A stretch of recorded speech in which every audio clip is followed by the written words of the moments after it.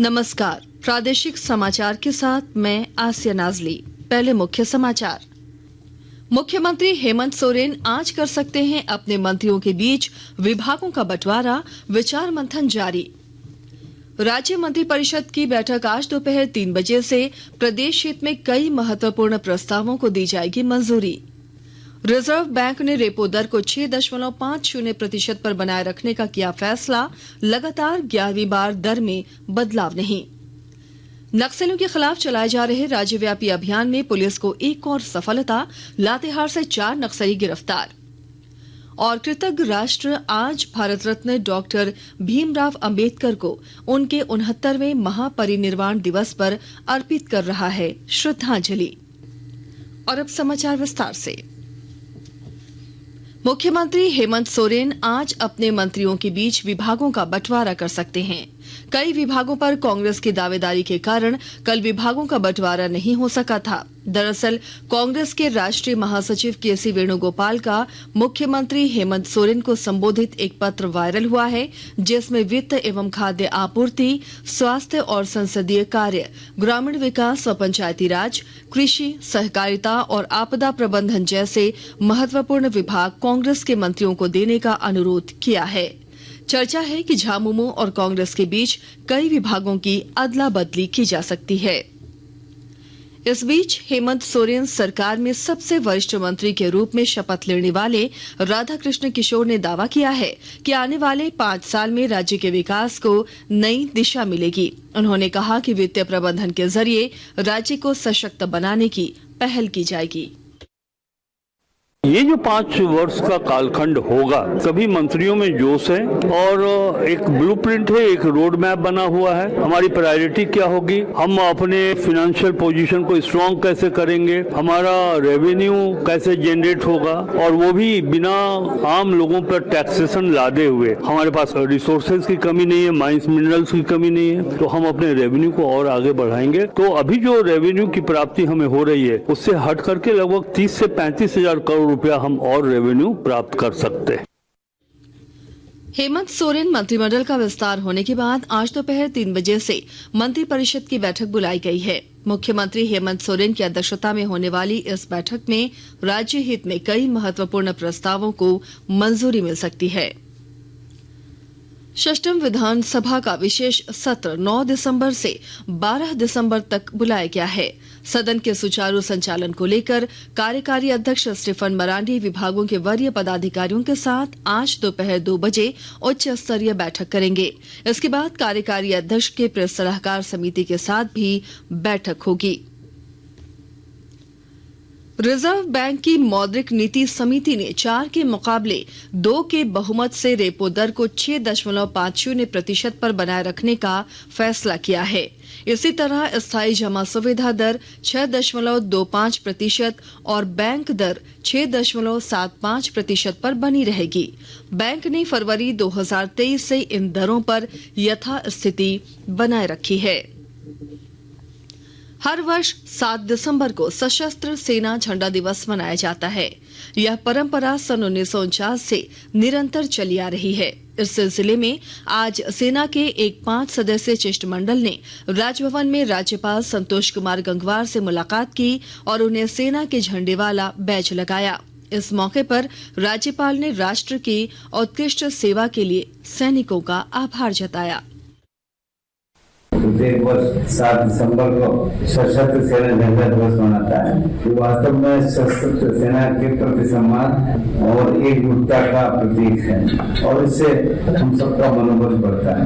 प्रत्येक भारतवासी के दिल में वीर जवानों के प्रति जो प्रेम और स्नेह है, उसमें कुछ शब्दों में बयान नहीं किया जा सकता। आप सभी ने अपनी बहादुरी, सतर्कता और चौकसी के बल पर देश की सीमाओं और देशवासियों को सुरक्षित रखने का जो काम किया है, वो है और हम सब इस पर गर्व भी करते हैं। आकाशवाणी के ताजा तरीन समाचारों के लिए आप हमारी वेबसाइट newsonair.gov.in पर लॉग ऑन कर सकते हैं। ताजा समाचार X handle @AIR news alerts और Facebook page All India Radio news पर भी उपलब्ध है। आप प्रादेशिक समाचार एकांश के एक्स हैंडल AIR News _ और फेसबुक, इंस्टाग्राम पेज तथा YouTube channel AIR News Ranchi पर भी हमारे बुलेटिन सुन सकते हैं। प्रादेशिक समाचार आप आकाशवाणी रांची से सुन रहे हैं। नक्सलियों के खिलाफ चलाए जा रहे राज्यव्यापी अभियान में पुलिस को एक और सफलता मिली है। पुलिस ने लातेहार जिले से 4 नक्सलियों को गिरफ्तार किया है। इनके पास से लगभग 4 दर्जन जिंदा कारतूस भी मिले हैं। पुलिस अधीक्षक कुमार गौरव ने बताया कि प्रतिबंधित नक्सली संगठन भाकपा माओवादी के रीजनल कमांडर छोटू खरवार की हत्या में इन्हीं 4 नक्सलियों की संलिप्तता रही है। उन्होंने बताया कि छोटू खरवार की हत्या पैसे के लेन देन में हुए विवाद के कारण की गई थी। पाकुड़ जिले में स्कूल कॉलेजों में पढ़ने वाले युवाओं को यातायात नियमों के प्रति जागरूक करने का प्रयास किया जा रहा है। और जानकारी दे रहे हैं हमारे संवाददाता। जिला परिवहन विभाग एवं सड़क सुरक्षा प्रबंधन कोषांग पाकुड़ के स्कूली बच्चों को सड़क दुर्घटना से बचाव सहित यातायात नियमों की जानकारी देने का काम कर रहा है। सरकारी स्कूलों में जागरूकता कार्यक्रम आयोजित कर वाहन परिचालन के दौरान बरती जाने वाली सावधानियों की जानकारी देने के अलावे हीट एंड रन से घायल होने वाले लोगों को अस्पताल पहुंचाने वाले व्यक्ति को मिलने वाली प्रोत्साहन राशि के साथ ही मृतकों के परिजनों को मिलने वाली सरकारी मदद के बारे में बताया जा रहा है। राम प्रसाद सिन्हा, आकाशवाणी समाचार, पाकुड़। बाबा साहेब डॉक्टर भीमराव अंबेडकर के 69वें परिनिर्वाण दिवस पर आज कृतज्ञ राष्ट्र उन्हें श्रद्धांजलि अर्पित कर रहा है। भारतीय संविधान के शिल्पी डॉक्टर अंबेडकर के महापरिनिर्वाण दिवस पर राष्ट्र निर्माण में उनके योगदान के लिए झारखंड समेत देश भर में कई कार्यक्रम आयोजित किए जा रहे हैं। उपराष्ट्रपति जगदीप धनखड़, प्रधानमंत्री नरेंद्र मोदी, लोकसभा अध्यक्ष ओम बिरला, राज्यसभा के उपसभापति हरिवंश और अन्य सांसद तथा प्रमुख नेता नई दिल्ली में संसद भवन परिसर में स्थित प्रेरणा स्थल पर उनकी प्रतिमा पर पुष्पांजलि अर्पित की। एक रिपोर्ट। भारत रत्न डॉक्टर अंबेडकर एक न्यायविद, विचारक, अर्थशास्त्री और समाज सुधारक थे, जिन्होंने अपना जीवन समानता की वकालत करने और जाति आधारित भेदभाव को मिटाने के लिए समर्पित कर दिया। बाबा साहेब को 1990 में भारत रत्न से सम्मानित किया गया था। और अब मौसम की बात। राज्य के मौसम में एक बार फिर बदलाव देखने को मिलेगा। मौसम विभाग ने वेस्टर्न डिस्टर्बेंस की वजह से राज्य के कुछ जिलों में बारिश की संभावना जताई है।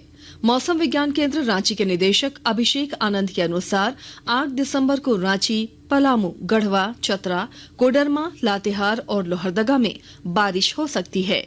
उन्होंने बताया कि 9 दिसंबर को भी बारिश का दौरा जारी रहेगा। और अब कुछ संक्षिप्त खबरें।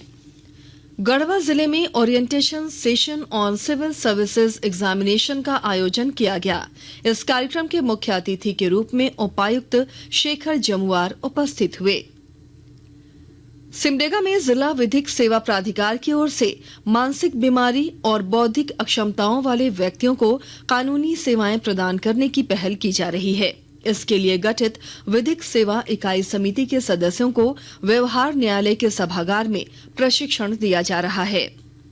खूंटी जिले में सड़क दुर्घटनाओं की रोकथाम के लिए जिला परिवहन पदाधिकारी, NHAI के सहायक अभियंता और जिला सड़क सुरक्षा प्रबंधक के द्वारा खूंटी अड़की सड़क का संयुक्त रूप से निरीक्षण किया गया। और अब अंत में मुख्य समाचार एक बार फिर। मुख्यमंत्री हेमंत सोरेन आज कर सकते हैं अपने मंत्रियों के बीच विभागों का बंटवारा, विचार मंथन जारी। राज्य मंत्रिपरिषद की बैठक आज दोपहर 3 बजे से प्रदेश हित में कई महत्वपूर्ण प्रस्तावों को दी जाएगी मंजूरी। रिजर्व बैंक ने रेपो दर को 6.50% पर बनाए रखने का किया फैसला, लगातार 11वीं बार दर में बदलाव नहीं।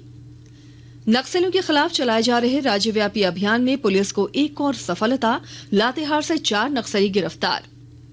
और कृतज्ञ राष्ट्र आज भारत रत्न डॉक्टर भीमराव अंबेडकर को उनके 69वें महापरिनिर्वाण दिवस पर अर्पित कर रहा है श्रद्धांजलि।